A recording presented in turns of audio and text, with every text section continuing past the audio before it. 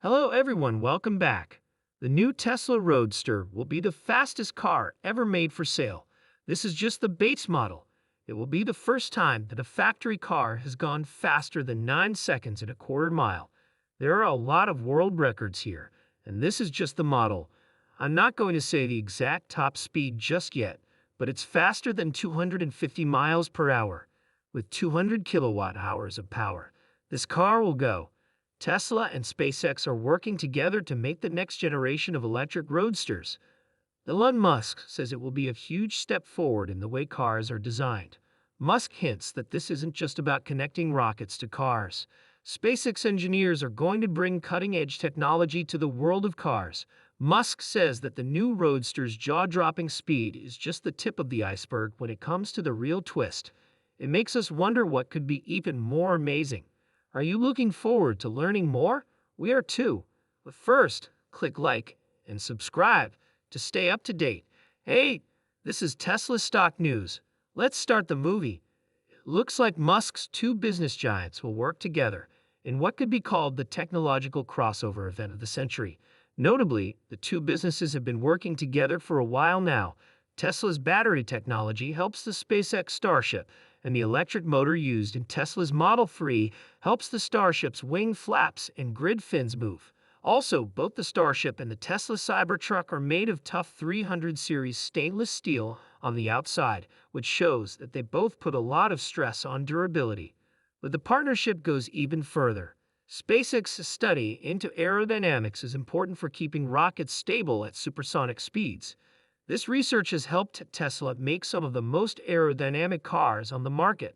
Technology for managing heat that was originally made for SpaceX's Falcon 9 and Dragon ship launches and re-entries has been used to make Tesla's batteries work better and charge faster. Also, the navigation technology that lets SpaceX vehicles meet with the International Space Station and land on drone ships at sea is similar to the technology that lets Tesla cars drive themselves through cities. Also, let's not forget about wireless messaging. SpaceX's Starlink constellation of satellites is changing the way broadband connections work, and it works with Tesla's connected car technology. Before we talk about rocket cars, let's not forget how important materials science is to this topic. The advances here are very important, even if they don't seem as exciting as those in rocketry. Take the Falcon 9, which is the most common space rocket launched in the world. It has a reused booster made of a special lithium aluminum alloy that can handle many launches and landings. This shows that the new Roadster could have materials that last much longer than ever before.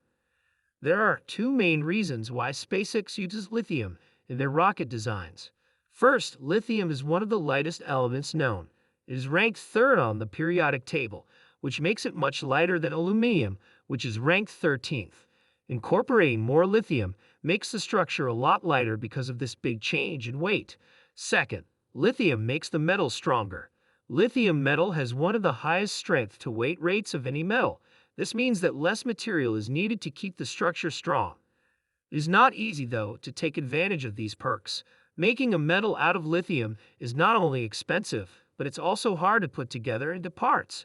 Because traditional welding methods don't work with this metal, a special method called friction stir welding has to be used. Even with these problems, the benefits of this metal are too great to pass up, especially in aerospace uses. Let's picture this technology in a Tesla electric car. Imagine outer body pieces that are very thin but strong, like steel, but lighter than aluminum. Tesla could even replace heavier structural parts, like those around door frames, with this lighter lithium aluminum alloy. This would make the car lighter overall and increase the battery range without lowering safety or reliability. Let us look at the grid fins that are used on the Falcon 9 rocket, which are another unique part made by SpaceX. The rocket safely comes back to Earth with the help of these square metal grates. In previous rocket models, these fins were made of aluminum, but the high heat of re-entry meant that they had to be changed to titanium, which is known for being strong, but also relatively light. In this area, Tesla's desire to be a leader in manufacturing could be an interesting match for SpaceX's new ideas. Tesla has already started using big single-piece castings, mostly for aluminum in its manufacturing process. Titanium, on the other hand, is more expensive and heavier than aluminum, but it might offer a better strength to weight ratio and bet. Without getting too technical, let's look at whether it's possible to add SpaceX technology to Tesla cars, focusing on the problems that come up with managing fuel. The Merlin engine, which has a dual propellant system with both a flammable and an oxidizer, shows how hard things can be. The part that can catch fire is just refined fuel, but the part that needs to be kept liquid must be kept at temperatures below -20 degrees Celsius. Since this condition makes things very hard for automotive uses, it's not possible to put a Merlin engine in a car. Moving on to a more realistic choice, we come across the Draco thruster, which is the SpaceX Dragon capsule's main engine. The capsule is moved at low Earth orbit by this small, handheld engine. It uses hypergolic propellants that light on touch, so they don't need to be stored in a cold place. But the fact that they don't need to be at very high or very low temperatures is a big plus, but the propellants are very dangerous. In theory, adding Draco thrusters to a Tesla could make it easier to turn, but the environmental and health risks make this choice useless for traveling on land. Next, think about how appealing Hall effect ion engines are. SpaceX uses them on its Starlink satellites. By ionizing a propellant with a magnetic field, these engines make hot plasma that moves the satellite forward. In particular, they use argon gas, which is safe, doesn't burn, and is easy to get. It seems like a perfect choice. Ion thrusters are very efficient, but they only make very little thrust, so they can only be used in space and not to get past Earth's gravity and atmospheric resistance. As we look further, we find the most likely candidate, the simple cold gas thruster that SpaceX uses for moves like the flip after the Falcon 9 rocket stages separate. Compressed nitrogen, which is a big part of Earth's atmosphere, is used in these rockets. They are interesting for use in cars because they are simple, with a computer-controlled valve that lets out compressed gas. Elon Musk has said that these thrusters, which would be kept in carbon-overwrapped pressure vessels, could be added to the Tesla Roadster and used instead of the back seats.